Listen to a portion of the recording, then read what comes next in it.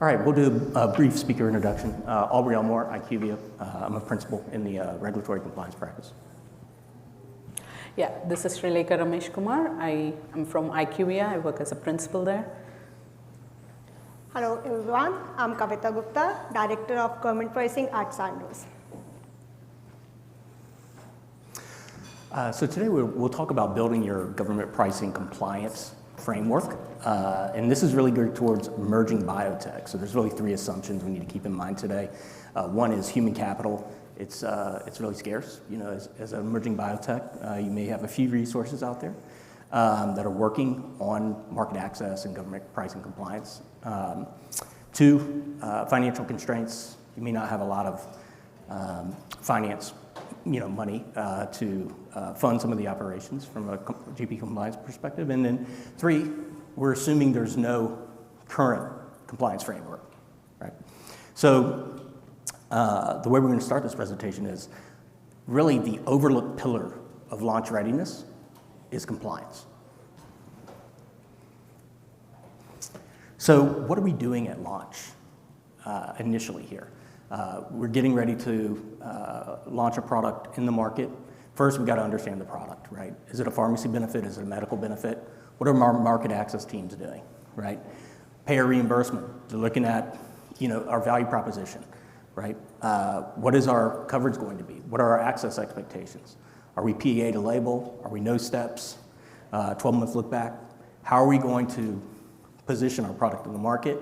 Are we looking at doing some payer segmentation? Or we have regional payers, we have national payers, all of that work from a coverage and payer access and reimbursement perspective, right? Then our pricing and contracting teams, they're looking at our gross and net forecast, looking at developing WAC and our rebate strategies, right? So there's a lot of market research in terms of how we develop list price, obviously looking at competitor products, understanding, do we have a differentiated product in the marketplace? Do we think we have a mechanism of action that's better? Can we premiumly price our product, right? And then developing rebate strategies on top of that. So understanding what the payers expect, and then, what are we willing to pay for that access, right? So all of the rebate strategies, all of that is taking place pre-launch. Then patient access, right? Or patient, how are we going to develop our copay programs, our patient assistance programs, right? Evidence in HEOR, right? We're looking at potentially, quality adjusted life years, models. What are the patient outcomes? Policy and government affairs. We're looking at the IRA, any type of state price transparency tracking, stakeholder engagement. Understanding what regulations out there influence our products from a commercial perspective, right? Our entire strategy could be impacted by regulations. And then from a broader organization perspective, regulatory legal, obviously the NDA, the BLA submission, that's a priority, right? Medical affairs, key opinion leaders, how do we target physicians, et cetera. Commercial marketing, understanding, really getting our product out there. Working, on the campaign, how do we position our products? Finance and operations, also GT and impact, supply chain, serialization, and then IT leadership, right? Data integration, some tools and readiness oversight.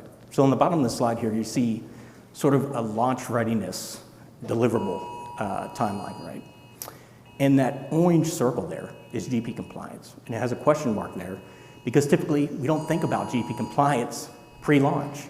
So how do we plug it in, right? Because we're already doing a lot of the research just from a commercial perspective to understand how these policies and regulations affect our commercial strategy.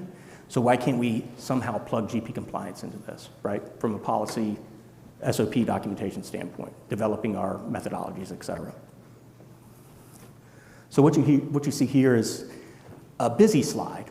And if you focus your eyes there on the PDUFA date, right, in the first sales date. This is just an illustrative timeline, and it really represents the minimum of what we think we should be looking at in terms of timing to register with these programs, right? And if we have a covered outpatient drug, we know we're going to participate in Medicaid. If we're going to participate in Medicaid, we need to participate in the VA, in the 340B programs. It's a requirement, right? So this timeline starts in a sequence. First, we have the VA programs. And to participate in these programs, you have to register on these portals, right? And these portals are not easy to register. Or, I mean, it's a registration process, but you also have to go through trainings. It's not just enrolling on a website, right? There's quite a process there. So if you haven't gone on to the CMS and VP portal or enterprise portal in a long time, or if you're new to it, it can be daunting, right? So you need to think about this really a couple months out from PDUFA date, and probably 6 to 8 months, really, if we're thinking about this from really a timeline perspective. So you see, we start with the VA, then we move on to the 340B HRSA website, and while we're doing these activities, we can start thinking about developing our class of trade schema. How's our data going to look? Talk with our trade partners, 3PLs, specialty pharmacies, specialty distributors, understand, how that data is going to look and how it will plug into our government pricing calculations, right? And as we continue to move down the line, all the way up to PDUFA date, you're, at this point, prepared for launch, right? You've already gone through your program portals. You've added in the information from your company into those portals. You understand the obligations of these agreements, right? And you've developed your policies and procedures to really meet those obligations, right? So at PDUFA date, the next date is your first sales date, right? And then you're starting to develop data, right? And you have to calculate pricing and report this pricing on a monthly, quarterly, annual basis. So making sure that you have all of these steps complete prior to PDUFA is key. Compliance should be an item we think about day one from a market access perspective. Then why does government pricing matter, right? Why does all this matter? Why do we have to do this, right? It's obviously a compliance item, right? We have to comply with the agreements with these agencies, right? And why do we have a covered outpatient drug, we want to participate in Medicaid, but really we're thinking about Medicaid supporting patients that need it most, right? That's what we should be thinking about. So this compliance aspect, if you're not compliant with the agreements, CMS is going to, potentially flag this as a high risk. You're going to have some civil monetary penalties. You're going to have restatements, and it's a PR risk as well, right? From a forecasting accuracy perspective, you need to make sure that your AMP, BP, and if you have a medical benefit product, ASP, is calculated correctly, right? Because these result in liabilities to the manufacturer in some instances. ASP affects provider reimbursement, which obviously, you want to make sure that you're controlling if you can. So you need to make sure these are accurate calculations, right? And then, of course, I already mentioned sort of payer strategy and market access, but as legislation evolves, right, these government prices are really becoming the floor for negotiations and payer negotiations from a commercial perspective. So understanding how these regulations impact your commercial strategy is going to be key going forward. And you even look at the most favored nation, executive order on May 12th. That was, sort of groundbreaking in terms of, benchmarking pricings to international, price benchmarks, right? That certainly would have an impact on commercial strategy and, influence contracting decisions. So that's why government pricing matters. We start out, really as an emerging biotech having no GP compliance operation. We think about commercial strategy initially. That's what the focus is. But how do we plug GP compliance into that, right? And we're already doing all the research to affect, commercial strategy, make sure our list price is correct. Why not just document it and make sure we calculate government pricing in line with the regulations at time? So that being said, how do we make GP compliance a launch readiness capability? And now I'd like to introduce Kavita Gupta, Director of Government Pricing at Sandoz. Thank you, Aubrey, for walking us through why and what GP compliance means. Now let's deep dive a little bit into how we can be GP compliance on the day one. Why does day one matter? Because there is no grace period with the CMS. As soon as the first sale of the product happens, CMS clock starts ticking. Our reporting obligations begin. So if you are thinking like, oh, I'm going to launch my product 6 months after, do I need to be ready now? No, that's not the right assumption. You might be too late into the game by then. So what do we need to do? How do we do all this? So any GP compliance model or any GP calculation is basically built on 4 pillars. First is data readiness. What does data readiness mean? You need to have a clear understanding how your sales data will look like. Will I have all the attributes on my sales data to identify like what kind of a sale it belongs to, whether it's for any commercial customer or is it for any ineligible entity, what kind of a sale it is. Is it a direct sale, is it indirect sales, or is it any return transaction, what actually it is. We need to have a clear understanding of that. How your chargebacks would be processed, how your rebates are coming to will come to GP calculation. Is it a rebate, is it true rebate, or is it a fee? How can I classify it as bona fide fee, non-bona fide fee? We need to have a clear understanding of all of our data.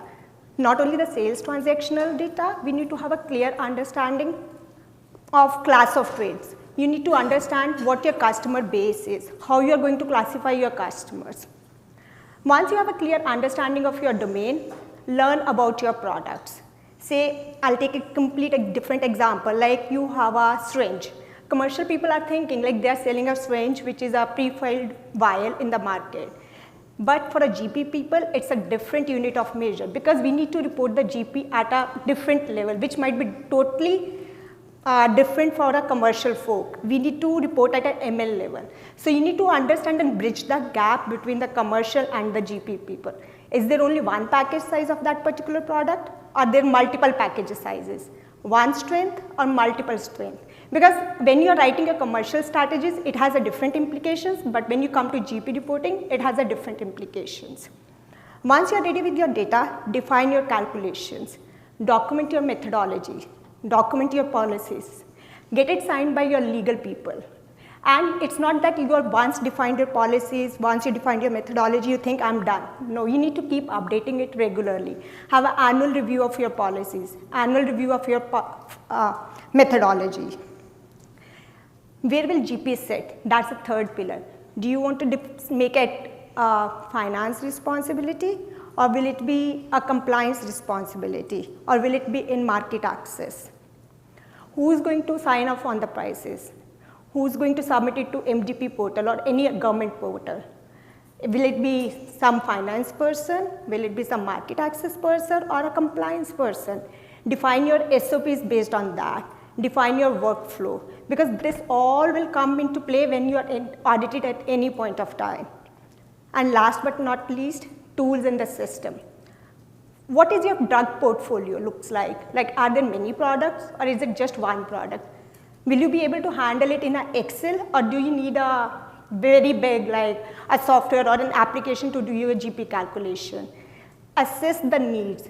Do you have a lot of transactions, or is it like few transactions that can be managed in a small system? So assess your business and take a best call based on those things, like what kind of a system you want to go with. And as the saying says, if you are ready on day one, there are no surprises on day 2. Next, once we have all those 4 pillars sorted, how do you build your GP model? So we know that we have the sales transactions, chargeback and rebates, which goes into this assumption layer. What is this assumption layer? This is your basic building block of GP. This is where your GP calculation engine sits. You need to build your assumption. No data is perfect, right? There might be a different understanding of any CMS regulation, because it's up to interpretation. There might be 2 meanings to it. So you need to understand what it means for your business, document it, get it validated by your other stakeholders, talk to your market access people, talk to your commercial folks who are out in the market and writing those contract terms. What do they mean by these terms in a contract? What is their understanding and how does it translate it to GP system? So build your assumption layer on that, write a reasonable assumption, keep updating it. And as we learned with this new PFS rule, we need to submit the reasonable assumption to CMS. So it becomes even more important to document everything. So what's your experience like working with different manufacturers on the assumption layer? Yeah, it's not one size fits all. So different assumptions, different manufacturers, right? And you certainly should document. There are some parallels, obviously, but certainly can differ from manufacturer to manufacturer. Yeah, I totally agree with that. There is definitely a basic understanding of what goes into each of the policies and practices that most of the manufacturers follow. But based on the therapeutic area that your company is looking into, based on the drug portfolio that you have, based on the price types that you build, your assumptions may change a little bit based on the interpretations that your legal has provided. And it's not only manufacturer to manufacturer. Think you had a different kind, you're launching a very new drug for the first time, right? You are signing up with a new customer for the first time. How will your BP stacking work in those cases, right? How your payment terms are, how your return data will look like. All this needs to be documented. If you're launching, say, a new drug and you're offering free goods in the beginning to establish your commercial portfolio, commercial landscape, what would be the treatment of those free goods into GP calculations, right? Document all those. These will form the basis of any good GP calculation and will save us during any audits. Okay, I know we all have learned about a lot of around these programs and these price types in the earlier session, but this is just a quick recap for emerging biopharmas. Like if you are launching your first product, what are the different price type you need to report under different programs. Under Medicaid, you need to report AM and best price. We know the frequency of these price type, but these are the price type which forms the basis of our Medicaid rebate and our 340B calculations.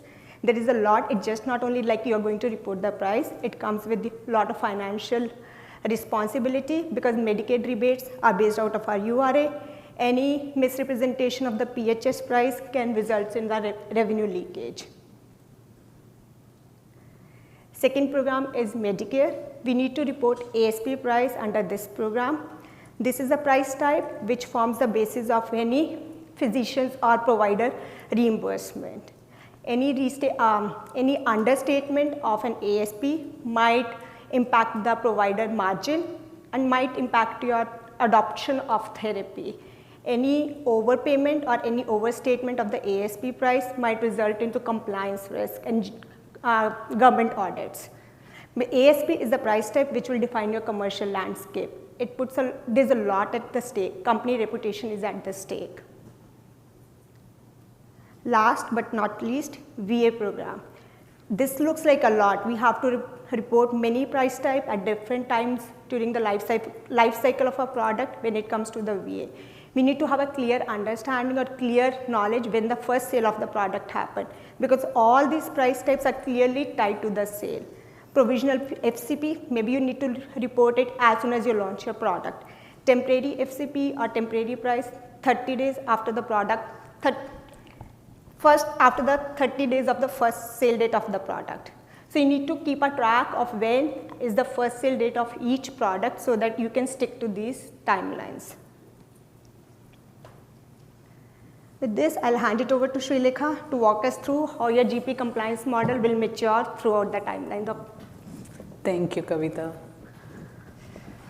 So what we have seen so far for emerging biopharma is that pre-launch activities, you have a lot to think about, a lot to be ready for when it is coming to launching your drug into the market for the first ever time.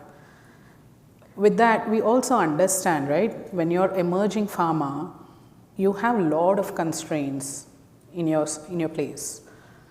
You may be having a financial constraint. This is the first time that you're entering the market. You may not have unlimited funds to do everything that you need to do.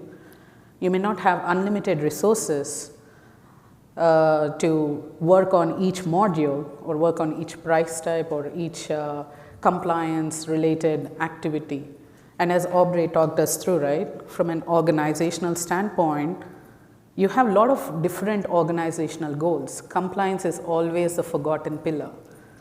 nobody is looking at compliance from day one or prior to day one. So this is our focus for you guys to actually look at compliance not from day one, but prior to day one, that to even 4 to 6 months prior to day one.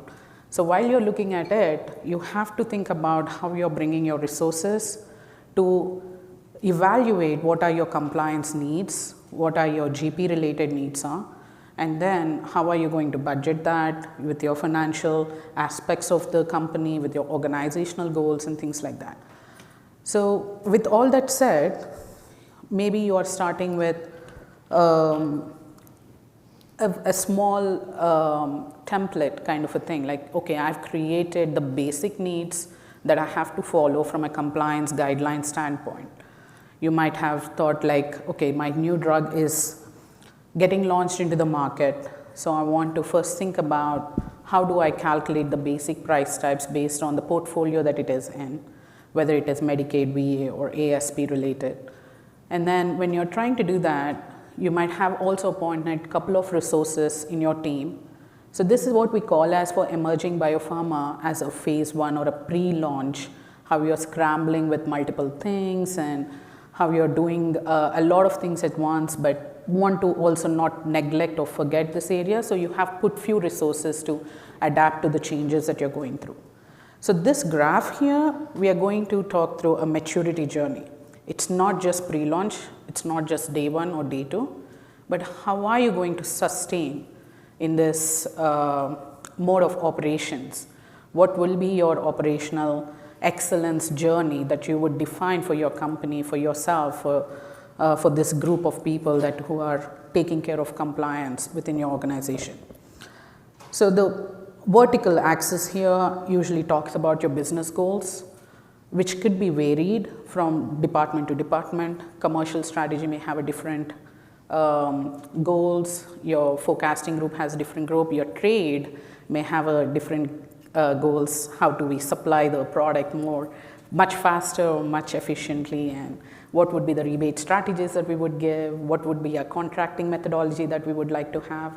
And as you move on, you may have multiple contracting elements to add to. You might want to expand your portfolio to other customers. Maybe on day 1 you may not be thinking about all the payer portfolios that you have, but if after 6 months you want to add additional payers, and how does it going to look like? Have you really thought about the WAC price that you have enlisted previously? It's going to support all your upcoming upheaval that you will have with the rebate strategies. So what you have to do, as Kavita pointed out, you have to always think about annual reviews and things like that, right? What will you be finding during those annual reviews, and how you would move towards maturing your model? So while you're thinking about that, and suddenly, when you have not even thought about it, your drug has become a blockbuster drug. It did happen for few of the companies in the past few years, right? We have come across those scenarios as well. So how quickly can you adapt to something like that? What if your company is now a blockbuster drug supplying company, and you are immediately in the market, and a lot of major players in the market want to acquire your company? So what are you going to do? How are you going to be ready with all those things? So thinking through some of these things from analysis standpoint, from a forecasting standpoint, would always help keep you compliant in your journey as well. But as you are moving forward, you also have to think, whether do I require to mature this model much faster than how I am? Obviously, when you talk about a completely mature module, you have a revenue management system in-house, which is doing everything A to Z, and you don't have to worry about anything.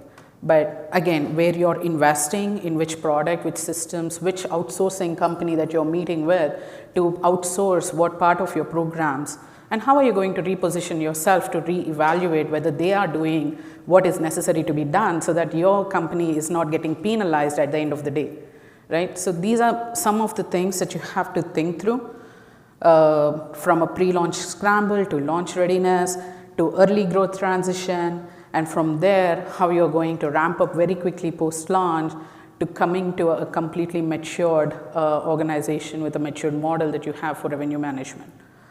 Some of the other things that you can consider is on the horizontal line of the graph here, which is whether your goal is more cost driven, you want to run towards cost efficiencies, or your goal is more value driven, where you are trying to provide the patients the value that your drugs are going to deliver. So how is your strategies going to align will also help you think through this maturity model. So always from an organizational standpoint, think through from a cross-functionally, how you're going to improve your efficiencies and how you're going to manage this. Right. And few other things that we have to consider, and I think Aubrey as well as Kavita have touched upon briefly on these topics, is like, okay, now that I am in day one, I know what is day two, I know what is coming up in next few months because I am analyzing, I'm forecasting. But soon you will be at the end of the year. There will be auditors coming and knocking at your door. How are you going to respond to them? Did you have the documentation that you thought that your legal has given handy, available? Did you do all the necessary cleanup for your data that you thought has gone into your calculations? Have you made sure that anything that you have done so far with additional integrity complexities that were coming in, were you able to adapt quickly, and were you able to version control them? So what are the things that might come and bite you at a later point in time? So these are few of the best practices and recommendations that we try to provide to ensure that you are already thinking about it and making a plan for it and ensuring that your company and your resources are acting towards it so that you are not having surprises on the nth day. So we talked about the version controls. We talked about a few other things like I would like to bring up is from an inclusion and exclusion rules, is that especially when you're expanding your portfolio or when you want to add an additional product, now that your product, the first product has released, it's doing great as expected, but now you want to add a newer version of it or a new drug form of it and something like that, or a lower dosage or a higher dosage, and it's a new drug and a new NDC. So how are you going to work through those things? So it's as Kavita pointed out, right? So one policy once you define, it's not standard, it's not there. You have to always keep updating it. CMS can come up with the newer guidelines anytime, at any point in time. So recently we are going through this IRA releases. So there has been most favored nation related topics that were coming up. There is MFP, and some companies are eligible, some products are eligible. So whether your company could be one of the companies next would have a product listed over there. So how are you going to be ready for that, right? So thinking through the industry trends, making sure that you are watching what the updates coming in, that you are engaged with your peers, you're engaged with your colleagues in the industry. It's really relevant and important for you to keep yourself updated. And another thing from an data standpoint or inclusion and exclusion or documentation standpoint is that, do you have enough to defend yourself if you are sitting in an audit room and you're being audited, how your calculations are being done, right? So that is also another thing, another key thing that you have to think about. And as you're maturing your module, if you are running into some of the exceptions like, okay, now that I have expanded my payer strategy and to most of the payers, now my rebate has increased so much that my BP prices right now going way below what I anticipated. So am I ready to take charge of that and see what can be done to not run into the forecasting issues? Or what if my ASP is much higher than my AMP? How am I going to deal with that? So having documentation and having regular reconciliations, having regular legal guidance is something really, really important here. So one thing that we would say is, as an emerging biopharma, you may not have a legal counsel sitting internally within your organization, always available to help you out, but whether it is internal or external, you need to have and you must have a legal counsel on each and every guideline that comes through from CMS or VA, from any of these government agencies, so that you're evaluating them timely, you're assessing them timely, and understanding what it is going to impact you in the long run. It may not impact you at the moment, but having that understanding and having that counseling completed as early as a new guideline comes through is very, very critical.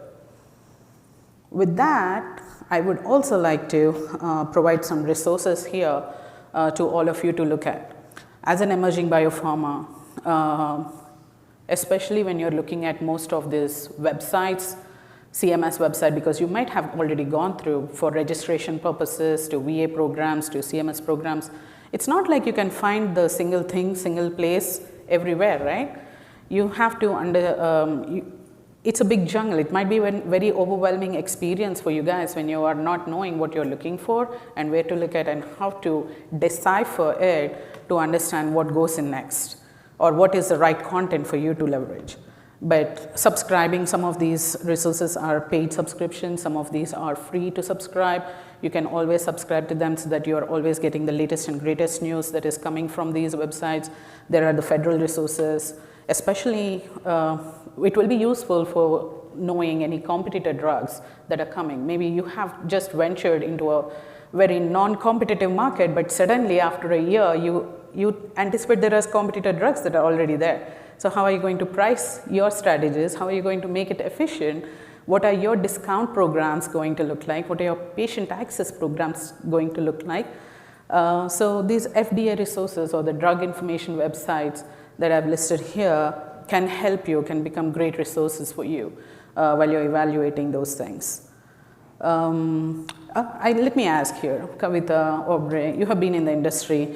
So what do you think any other best practices or things that we can suggest to our...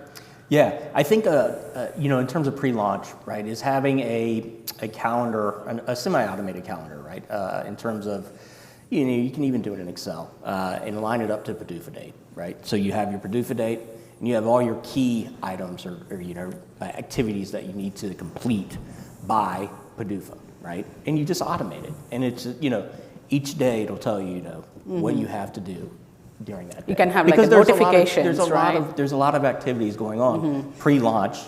And like I said before, a lot of those activities do not involve GP compliance. So if you could automate that or semi-automate that in Excel, which could be simple, it's a valuable tool that you can use to really track those items.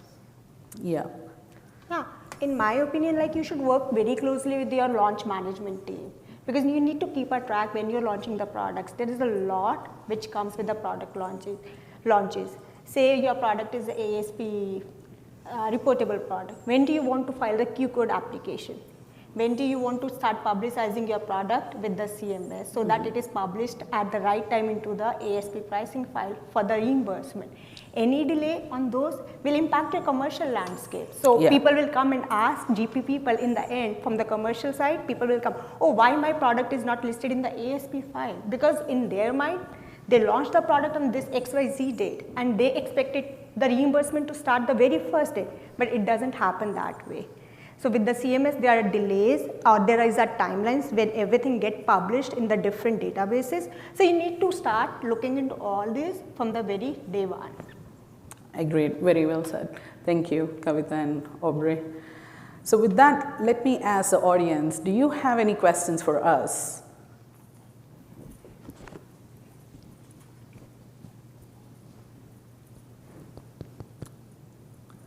Are you a current emerging biopharma? Anybody here and looking for a new drug release or anything related to the newer policies or new guidance that you require some assistance with?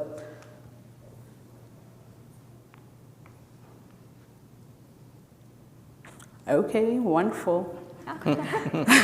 We are here next couple days, so if you have anything that is popping up or you have something to question or request information for, we are here and we can keep talking. But thank you for this time, everyone. Have a great conference. Thank you.